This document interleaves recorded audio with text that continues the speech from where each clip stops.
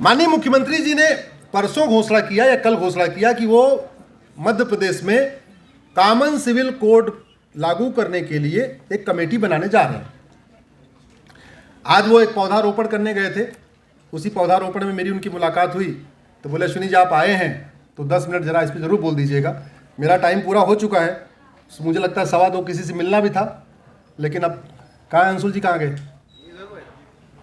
अच्छा 10 मिनट रख लें। देखिए,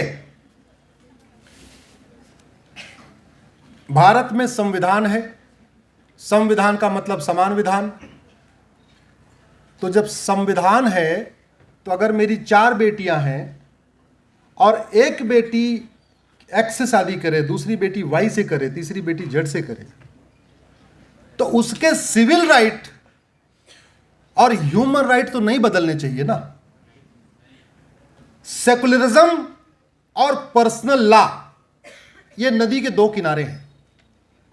दुनिया में ऐसा कोई देश नहीं है जो सेकुलर है वहां पर्सनल लॉ चलता हो। एक भी देश ऐसा नहीं है जो पर्सनल लॉ चलता हो और हम उसको सेकुलर कहते हो। ये भारत ऐसा देश है, कहते हैं सेकुलर है और पर्सनल लॉ भी चल रहा है। कहते हैं संविधान है, लेकिन एक्चुअल में संविधान नहीं है, एक्चुअल में क्या है? बहुविधान।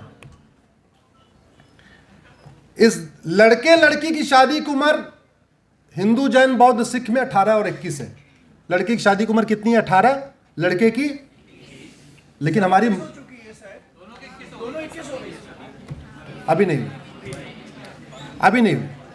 सुनिए, तो एक तो जेंडर न्यूट्रल नहीं है और दूसरी बात ये 18 और 21 वाला फार्मूला सब पे लागू नहीं है। ये सब पे लागू नहीं है। दुनिया के 125 देशों में शादी विवाह की उम्र समान है लड़के और लड़कियों की। WHO बार बार कह रहा है लड़के लड़की की शादी की उम्र बराबर करो। NHRC कह रहा है शादी की उम्र बराबर करो। कई सारे संगठन कह चुके हैं बराबर करो, लेकिन उस पर काम नहीं हो रहा था। फिर मैंने एक PIL फाइल किया, भाई लड़की की शादी की उम्र बराबर करो। बेटी हिंदू की हो या मुस्लिम की हो, पारसी की हो या ईसाई की हो, शादी की उम्र तो बराबर होनी चाहिए।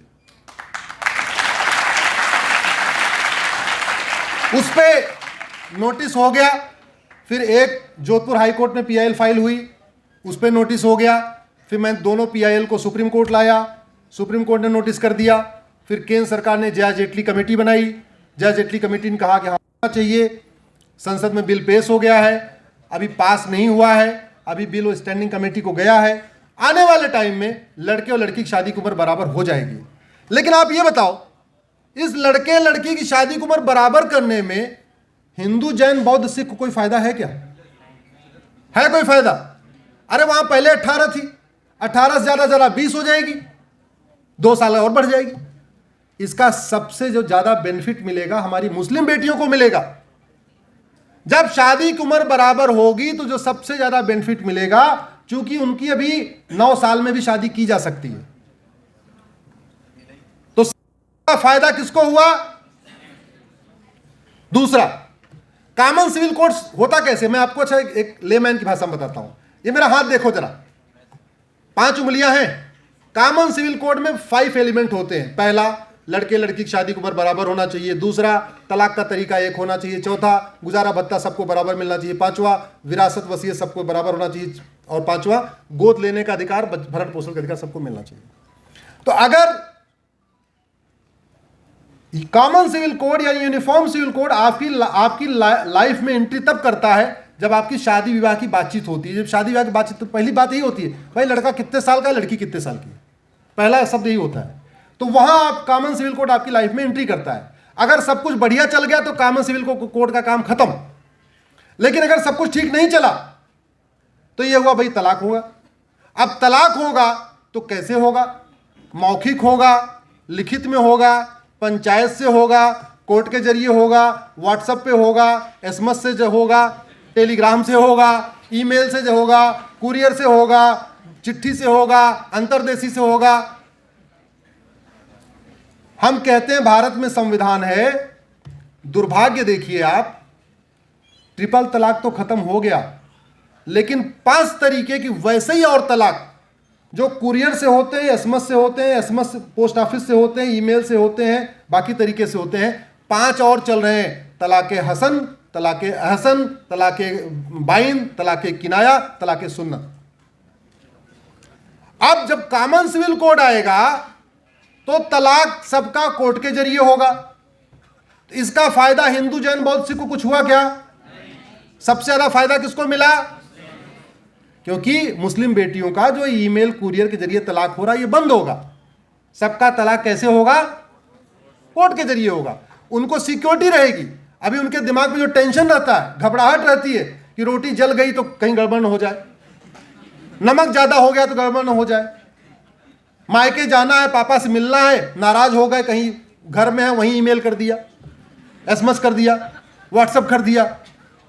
मैं प्रैक्टिकल एग्जांपल बता रहा हूं। एक लड़की थी मुंबई की, नाम नहीं लेना चाहूंगा, उसको 2 एसएमएस आया था। वो मेरा नाम ढूंढ ढांड के, मेरा मोबाइल नंबर गूगल से ढूंढ के आई सुप्रीम कोर्ट अपने भाई को लिवा के, और मैंने पीआईएल फाइल कर दिया। उसको तलाक हसन मिला था। जैसे मैंने पिटीशन फाइल किया, जब तक सुनवाई पाया उसने तीसरा वाला एसएमएस भी कर दिया। तो जस्टिस कौल ने पूछा कि भाई इसका तलाक हो गया? हमने कहा साहब जब फाइल किया था तो तब तो नहीं हुआ था, 2 ही एसएमएस आए थे, लेकिन अभी तीसरा वाला भी आ गया है, तो वो मामला एडमिट हो गया है। तो कॉमन सिविल कोड का पहला होगा, शादी विवाह की उम्र समान होगी, इसका पूरा बेनिफिट हमारी मुस्लिम बेटियों को मिलेगा। कॉमन सिविल कोड दूसरा फायदा होगा, तलाक का तरीका एक हो जाएगा, इसका फायदा भी मुस्लिम बेटियों को ज्यादा मिलेगा, थोड़ा क्रिश्चियन बेटियों को मिलेगा, थोड़ा पारसी बेटियों को मिलेगा, सबसे कम मिलेगा हिंदू, जैन, बौद्ध, सिख को। तीसरा तरीका क्या होगा? गुजारा भत्ता का फॉर्मूला एक हो जाएगा, गुजारा भत्ता सबको मिलेगा। तो गुजारा भत्ता मिलेगा सबको, इसमें हिंदू, जैन, बौद्ध, सिख को क्या फायदा? वो तो पहले से कानून है, उनको पहले से मिलता है, मेंटेनेंस का लॉ है। तो इस कॉमन सिविल कोड आने से हमारी मुस्लिम बेटियों को भी गुजारा भत्ता मिलना शुरू हो जाएगा। एक लड़की है, उसका तो मैं नाम भी लेता हूं क्योंकि वो मीडिया में आती भी है, उसका नाम है बेनजीर। 1 साल पहले शादी हुई, 6 से 8 बच्चा हुआ उसके बाद, और उसको तलाक दे दिया स्पीड पोस्ट भेज के, और बाद में उसको पेटीएम कर दिया 15,000 रुपए। बोला तेरी ये वो है हाँ, और बोला ये बच्चे का 2,000 रुपए दूध पीने का। तो 17,000 रुपए में तलाक। अब इतना अगर आसान तलाक है, इतना सस्ता तलाक है, तो फिर तलाक देते रहो, दूसरी शादी करते रहो, फिर क्या दिक्कत है? ये तमाशा नहीं है क्या? ये सेकुलरिज्म के साथ खिलवाड़ है कि नहीं है? ये हमारी बहन बेटियों के साथ, हमारी संस्कृति के साथ, हमारी सभ्यता के साथ खिलवाड़ है कि नहीं है? अरे भारत में रहते हो, भारत की तुम्हारा नियम कानून कुछ भी हो, पूजा पद्धति कुछ भी हो, आप आस्तिक हो या नास्तिक हो, आप कुछ भी करते हो अलग बात है, लेकिन जिस देश में नारी तू नारायणी कहा जाता था, उस देश की बहन बेटियों को एसएमएस व्हाट्सएप से तलाक दिया जा रहा है, ईमेल पे तलाक दिया जा रहा है। यह हमारी संस्कृति के साथ खिलवाड़ है कि नहीं? यह हमारे संविधान के साथ खिलवाड़ है कि नहीं? तो कॉमन सिविल कोड आएगा तो गुजारा भत्ता सबको मिलेगा। कॉमन सिविल कोड आएगा तो गोद लेने का अधिकार सबको मिल जाएगा। ये जरूरी क्यों है, इसको समझो आप। मान लो पति पत्नी है, बच्चा नहीं हुआ, तो हिंदू, जैन, बौद्ध, सिख में है, बच्चा गोद ले सकते हैं, और अपनी उसको एज ए बायोलॉजिकल फादर उसको ट्रीट कर सकते हैं, अपनी पूरी प्रॉपर्टी दे सकते हैं, अपना धंधा व्यापार भी उसको हैंड ओवर, सब कुछ कर सकते हैं। लेकिन हमारी मुस्लिम बेटियों के पास ये अधिकार नहीं है। तो गोद ले हुए बच्चे और असली बच्चे में अंतर है। अब असली बच्चे में अंतर है, मान लीजिए मेरे बच्चे नहीं है, मैं किसी को गोद लेना चाहता हूं, लेकिन मैं उसको अपना सब कुछ दे नहीं सकता, अपना चैम्बर नहीं दे सकता, अपनी पूरी प्रॉपर्टी नहीं दे सकता, अपनी कार नहीं दे सकता, तो मुझे दूसरा कोई आदमी बच्चा क्यों देगा? बड़ी दिक्कत ये। तो हो क्या रहा है, अब बच्चा नहीं हुआ, गोद ले तो प्रॉपर्टी दे नहीं सकते, प्रॉपर्टी मान लीजिए 4-6 करोड़ की है, ध्यान से समझो, तो अपने प्रॉपर्टी को बचाने के लिए, खानदान को बढ़ाने के लिए दूसरी शादी कर लेते हैं। अब दिक्कत यह है, मान लो कमी पति में थी और बच्चा नहीं हुआ, तो दूसरी शादी करेंगे तब भी बच्चा नहीं होगा। अगर जो कमी है, जो मेडिकल अनफिटनेस है, वो हस्बैंड के अंदर है, तो दूसरी शादी से भी नहीं बच्चा होगा, तीसरी कर लो तो भी नहीं होगा, चौथी कर लो तो भी नहीं होगा।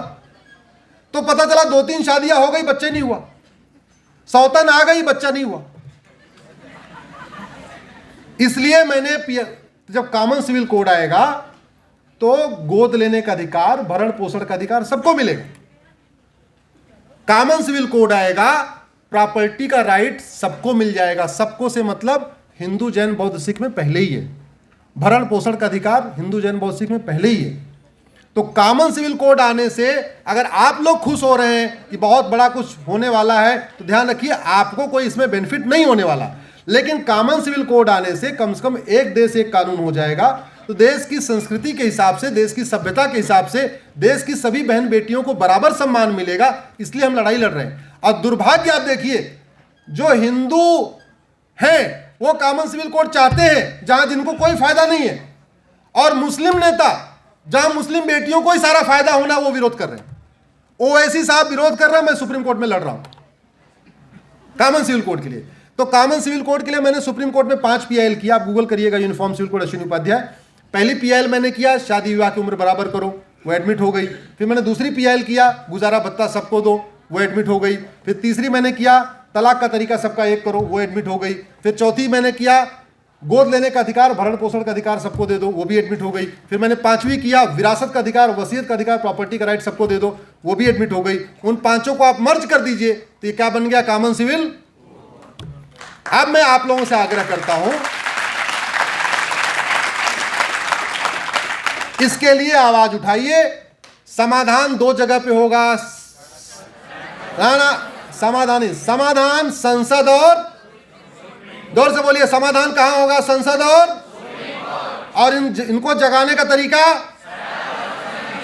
तो जो सड़क पर उतर सकते हैं सड़क पर उतरिए, जो नहीं उतर सकते हैं सोशल मीडिया में उतरिए, लेकिन कुछ तो करिए, क्योंकि ये भारत की बात है, भारतीय संस्कृति की बात है, हमारी सभ्यता की बात है। दुनिया के जितने संविधान होते हैं वो वहां की संस्कृति को बचाने के लिए होते हैं। दुर्भाग्यवश हमारे देश में हमारा संविधान भी कहता है भारत की संस्कृति बचाओ, और संविधान का आर्टिकल 351 कहता है यह केंद्र सरकार की ड्यूटी है कि देश के सभी नागरिकों को हिंदी और संस्कृत लिखना, पढ़ना, बोलना आना चाहिए। इतना तक लिखा हुआ है। लेकिन सेकुलर वाला कीड़ा ऐसा काटा, लिबरल वाला कीड़ा ऐसा काटा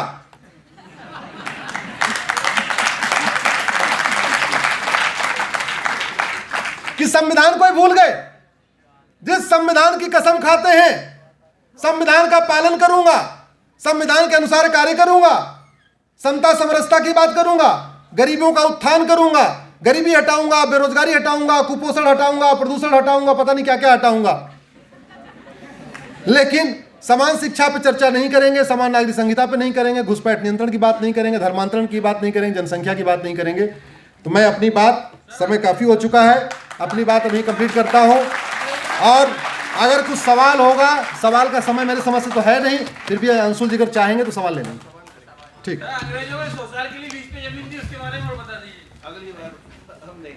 इस ओजस्वी